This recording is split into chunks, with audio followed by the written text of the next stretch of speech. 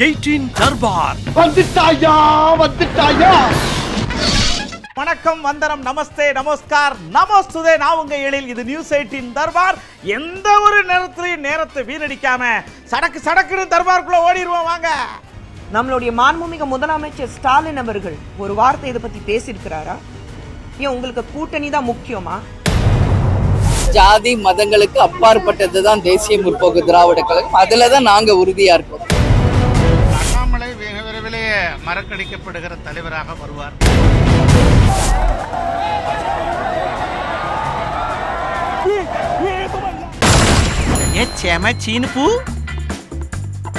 அடுத்த ஒரு முக்கியமான சீன். இந்த செல்போன் வந்தாலும் வந்தது, அதுல வாட்ஸ்அப்பு வந்தாலும் வந்தது. ஐயோ, எல்லாரும் அதை நோண்டிக்கிட்டே இருக்கிறாங்க. ஐயா, வேலை நேரத்திலையும் கூட இப்படித்தான் வேலூர்ல மக்கள் குறைதீர் கூட்டம் அப்படின்னு ஒண்ணு நடந்துச்சு. அதுல மனு கொடுக்க வந்தவங்க ஒருத்தர் மட்டும் சின்சியரா மனு வாங்கி அதை பார்த்துக்கிட்டு இருக்க, மற்ற அதிகாரிகளும் செல்போன் ஆர்வமா நோண்டிக்கிட்டு இருக்காங்க. இத லவக்குன்னு வீடியோ பிடிச்சி கவக்குன்னு போட்டாங்க. அதுதான் இப்ப சீனா அடிக்கிட்டு இருக்குங்க.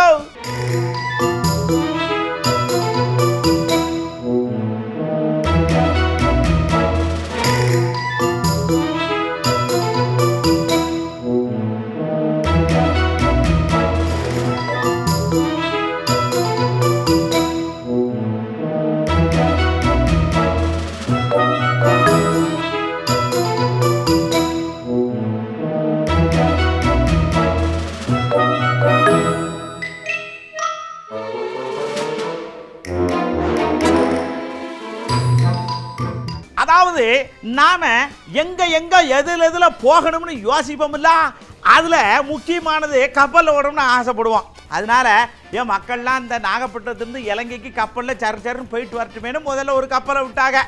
அது என்ன ஆச்சுன்னு தெரியல, ஒரு சில பல சூழ்நிலைகளால நின்று போச்சு. இப்ப பழையபடி ஒரு கப்பலை விட்டுருக்காங்க. அதுக்கு சிவகங்கைன்னு பேர் வச்சிருக்காங்க. சல்லுன்னு போயிருச்சு.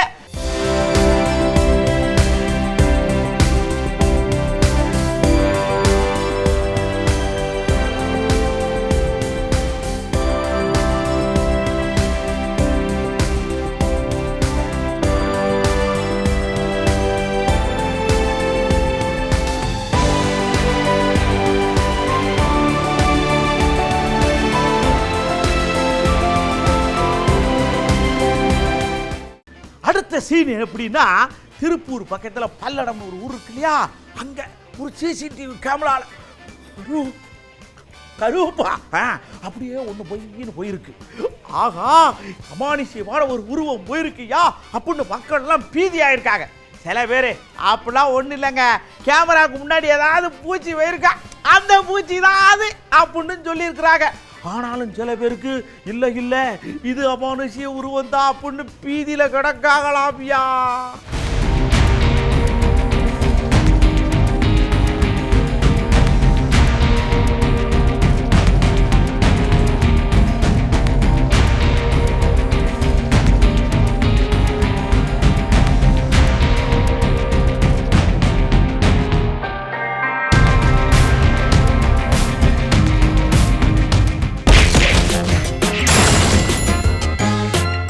மருத்துவ மாணவிக்கு பாலியல் வன்கொடுமை பாகி அந்த பாப்பா இறந்து போயிட்டாங்க. நாடே கொந்தளிச்சு மருத்துவர்கள்லாம் போராடிக்கிட்டு இருக்கிறாங்க. என்ன நீங்க முதலமைச்சர், என்ன நீங்க இந்தியா கூட்டணியில் இருக்கீங்க, கொஞ்சம் கூட உங்களுக்கு பொறுப்பு இல்லையே, இதை பத்தி ஒரு கண்டன அறிக்கை கூட விடலையே அப்படின்னு நான் சமீபத்தில் இந்த தேசிய மகளிர் ஆணைய உறுப்பினர் பதவியை ராஜினாமா பண்ணாங்கல்ல, அவங்க கொந்தளிச்சிருக்காங்க. ஏன் உங்க மாநிலத்தில் நடக்கிற பிரச்சனை உங்க முதலமைச்சரை நீங்க காப்பாற்றணும், அதனால நீங்க பேச மாட்டீங்களா? கனிமொழி அவர்கள் இதை பத்தி பேச மாட்டாங்களா? அவங்களும் ஒரு பெண் தானே, ஒவ்வொரு விஷயத்திலும் குரல் கொடுக்கறவங்க தானே. ரொம்ப ஆச்சரியமா இருக்கு, கனிமொழி அவர்கள் இதை பத்தி வாயை திறக்கல, பேசவே இல்லை. பார்லிமெண்ட்லயும் சரி எங்கேயும் சரி யாரும் பிரஸ் பார்த்துட்டு ஒரு ட்வீட் கூட பண்ணல, ஒரு சோசியல் பிளாட்ஃபார்ம்ல ட்வீட் கூட பண்ணல, இது கண்டிச்சு ட்வீட் கூட பண்ணல, ஒரு கேள்வி கூட கேட்கல. ஏன் இதே சுப்ரியா சுலே எங்க இருக்காங்க? சுப்ரியா ஷெனாத்தே காங்கிரஸ்ல, ஐயோ அந்த அம்மா உட்கார்ந்தால வார்த்தை வரும் பாருங்க, எங்கிருந்து வார்த்தையெல்லாம் கத்துக்கிட்டு வராங்கன்னு எனக்கு தெரியல. அப்படியெல்லாம் வார்த்தை வரும், அசிங்கமான வார்த்தைகள் எல்லாம் வரும். ஆனா இந்த நேரத்தை எல்லாரும் குவைட்டா இருக்காங்க. நம்மளுடைய மாண்புமிகு முதலமைச்சர் ஸ்டாலின் அவர்கள் ஒரு வார்த்தை இதை பத்தி பேசியிருக்கிறாரா? ஏன் உங்களுக்கு கூட்டணி தான் முக்கியமா? இல்ல அகிலேஷ் யாதவ் அவங்க அப்பா சொன்னார், அவங்களுக்கு யூபியில ஒரு ரேப் நடக்கும் போது யாதவ் அவர்கள் பெரியவர் வந்து சொல்லியிருந்தாரு, ஆம்பளை பசங்க இந்த மாதிரி சின்ன தப்பு எல்லாம் நடக்கும்னு சொல்லியிருந்தாரு. அப்போ அது ஆதரிச்சு அகிலேஷ் யாதவ் அவர்கள் இது பத்தி பேசாம இருக்கிறாரா? இல்ல ராகுல் காந்தி அவர்கள் எனக்கு இப்போதைக்கு நான் பார்லிமெண்ட்ல தூங்குறதுக்கு நல்ல ஏசி இருக்கு, நல்ல கம்ஃபர்டபுள் சேர் இருக்கு, பார்லிமெண்ட்ல தூங்குறதுக்கு எனக்கு நல்ல நேரம் கிடைக்குது, நான் ஏன் கெடுக்கணும் நான் சொல்லிட்டு இது பத்தி பேசாம இருக்கிறாரா? அடுத்து இப்படியே இவங்க பேசின உடனே நம்ம ஆட்கள் செய்தியாளர்கள் அதெல்லாம் இருக்கட்டும்ங்க, ஒரு சின்ன விஷயம், இந்த ஊப்பியில் அங்கங்கே நடக்கு, உங்கள் ஆட்சி தான் நடக்கு, இங்கே பெண்களுக்கு இப்படியெல்லாம் நடக்குதே, இதை பற்றி நீங்கள் என்ன சொல்கிறீங்க, அந்த ஆட்சியில் இருக்கிறத நீங்கள் தட்டி கேட்க மாட்டீங்களான்னு கேட்டதான் தாமசம். புரிஞ்சுட்டாங்க. நம்ம நாட்டுடைய நம்ம வீட்டு சகோதரி, நம்ம வீட்டு பெண், இந்த மாதிரி எந்த மாநிலம் இருந்தாலும், எந்த மாநிலம், it's collective failure of the government time and again. இது முதல் தடவை கொல்கத்தால நடந்திருக்கு இல்ல? ஏமா சாமி, உணவா நீங்க எல்லாமே வருவீங்க, எல்லாரும் வருவீங்க, வாங்க எல்லாமே வாங்க, நான் இல்ல சொல்லல.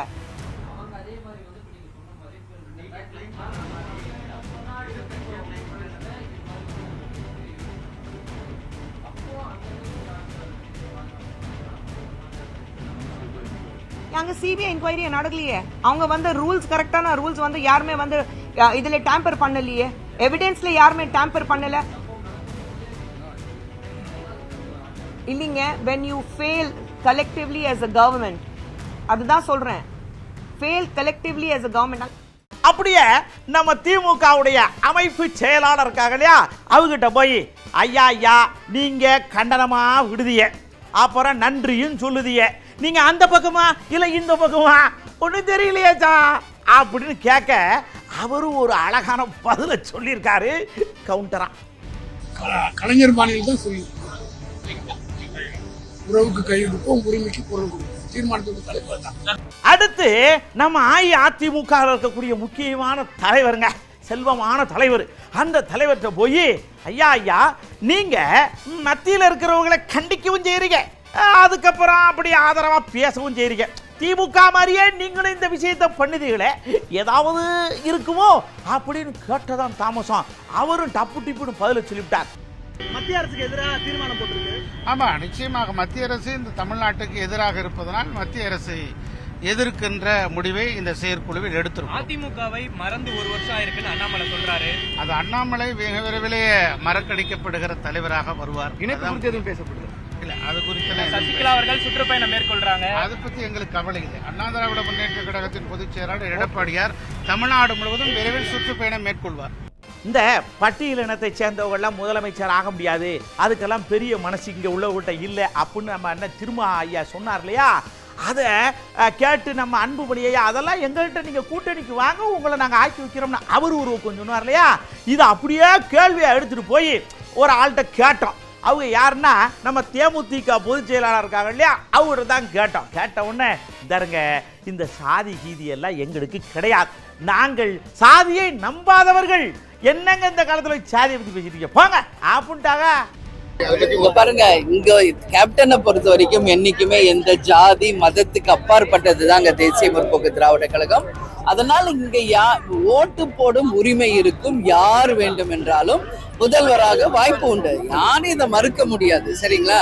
ஆனால் அதை தேர்ந்தெடுக்க வேண்டியது மக்கள் தான். அதனால இந்த மக்கள் தான் இறுதி எஜமானர்கள்.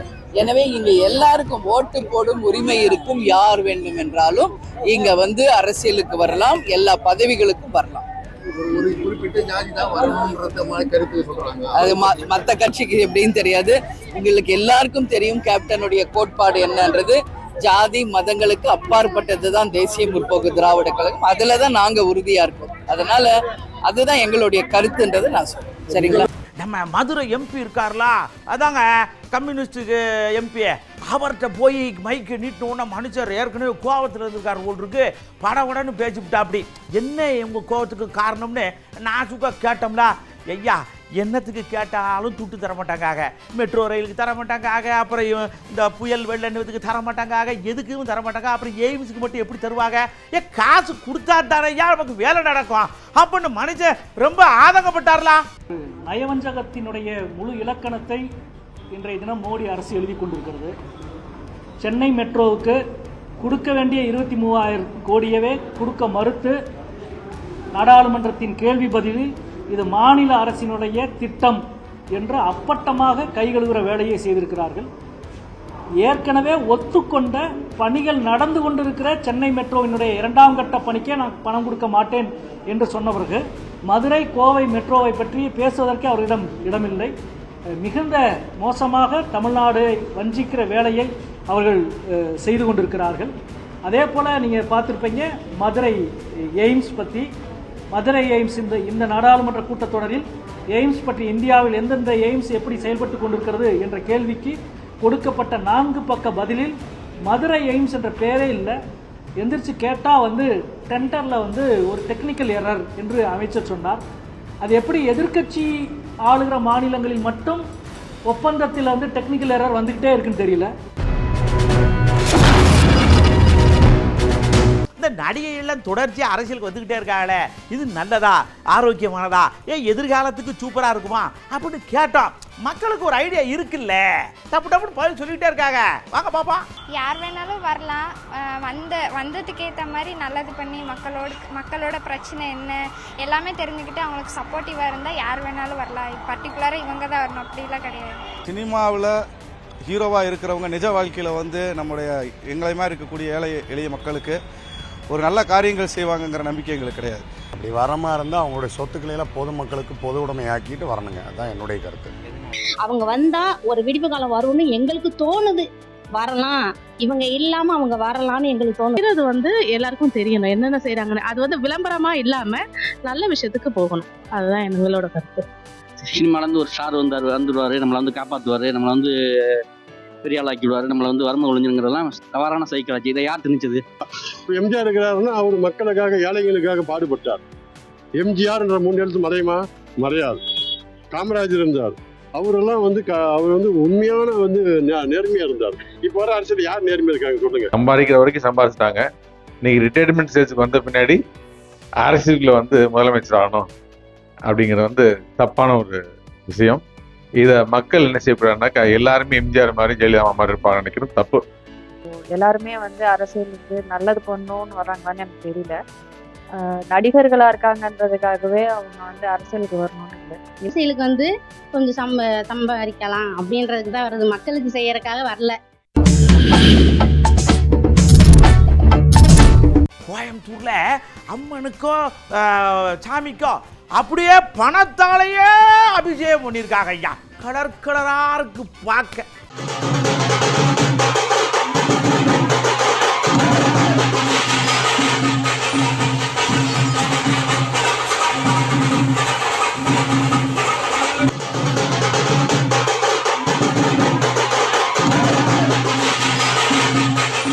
இப்படி பணத்தாலேயே ஒரு பக்கம் குளிர வைக்க இன்னொரு தொகையா அதெல்லாம் பெருசு கிடையாது.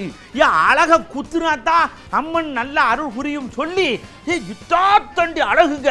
இந்த பக்கம் கரவாயில இருந்து ஒரு 4 கிலோமீட்டர், அந்த பக்கம் 4 கிலோமீட்டருக்கு குத்தி பக்தியை வெளிப்படுத்தி சிவகங்கையில என்னமா பரவசமாக்கி விட்டாங்க ஐயா.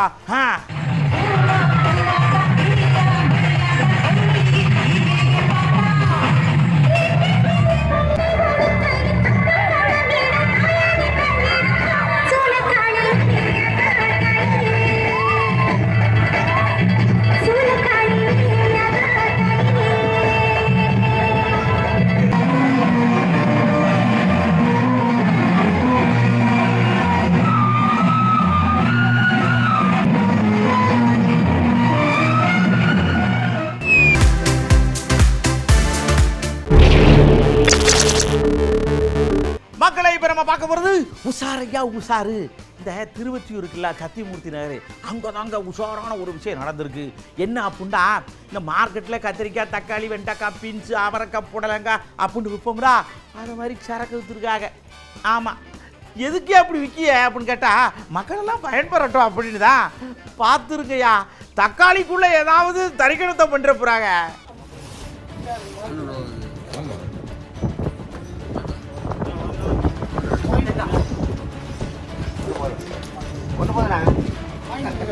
என்ன பண்ணலாம்?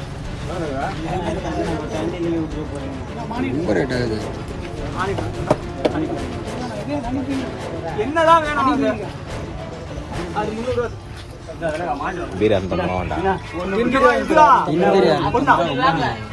மாட்டில் இல்லையா காலி ஆயிடுச்சாங்க. அடுத்து உத்தரப்பிரதேசத்தில் நடந்த ஒரு விஷயத்தை பற்றி தான் இப்போ நம்ம பார்க்க போகிறோம். என்ன அப்படின்னா, ஒரு அம்மா களைச்சு வீட்டுக்கு போயிருக்காங்க. கதவை திறந்து வீட்டுக்குள்ளே போகலாம் அப்படின்னு போயிருக்காங்க. பின்னாடி கூடி நைஸாக ஒரு பையன் வந்திருக்கான். சடக்குன்னு செயினை எடுத்துட்டு ஓட்டான். நாங்கள் பழையபடி என்ன சொல்கிறோம், இந்த மாதிரி கழுத்துக்கு வெளியில் செயினை போட்டு பப்பரப்பேன்னு நிற்காதீங்க. இப்படி தான் அத்துட்டு ஓடிடுவாங்க. அப்புறம் ஐயா அம்மான்னு இருக்கணும். கவரிங் செயினை போடுங்க.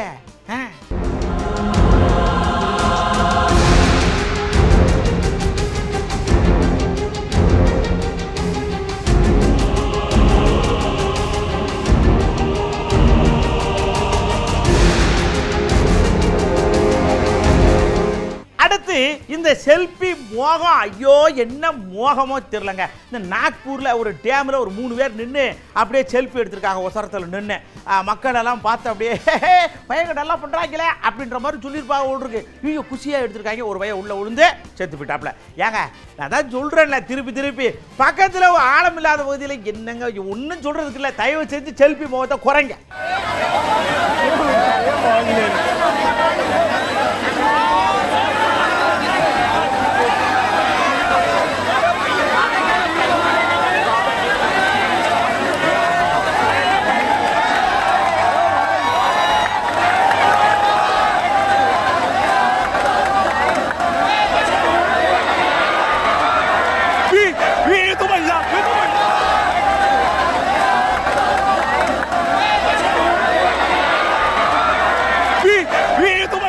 அப்படியே நாம இந்த ஆக்சிடென்ட்டை பார்த்துட்டு மேலே பார்க்குறோம். கோயம்புத்தூரில் டம்முன்னு ஒரு சத்தம்.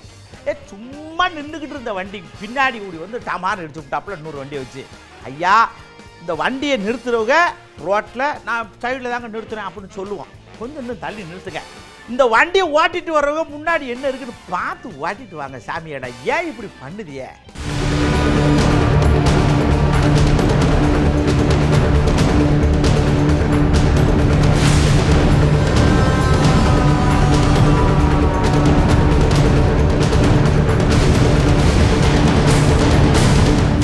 என்ன மக்களை, நம்ம பார்த்துக்கிட்டு இருந்த தர்பார்ல நாம பார்த்த விஷயமெல்லாம் ரொம்ப சூப்பராக இருந்திருக்கோம் நினைக்கிறேன். சரி, அடுத்த தர்பார்ல இன்னும் நிறைய விஷயத்தோட நான் உங்களை பார்க்கறதுக்கு வர்றேன். அதுக்கு முன்னாடி ஒரு முக்கியமான விஷயத்தை சொல்லட்டுமா? இந்த மாதம் 21 கடைசி தேதி. எதுக்கு தெரியுமா? இந்த பேங்கிங் IBPS இருக்குல்ல, அவங்க ஒரு கம்பைன்ட் எக்ஸாம் நடத்துகிறாங்கல்ல, அதுக்கு 4400 போஸ்ட் இருக்கு. சடன்னு போங்க, வெப்சைட்டை பாருங்க, ஃபில்லப் பண்ணுங்க, பரீட்சை எழுதுங்க, பாஸ் ஆகுங்க, பேங்கிறவே வேலைக்கு சேர்ந்துருங்க. சரியா? அடுத்த தர்பாரில் நிறைய விஷயத்தோடு நான் உங்களை சந்திக்கிறேன். அது வரைக்கும் உங்கள்கிட்ட இருந்து அன்போடு அப்படியே விடைபெற்றுக் கொள்வது உங்கள் அன்பு நண்பன் எழில். வணக்கம் மகளே. 18 தர்பார் வந்துட்டாயா.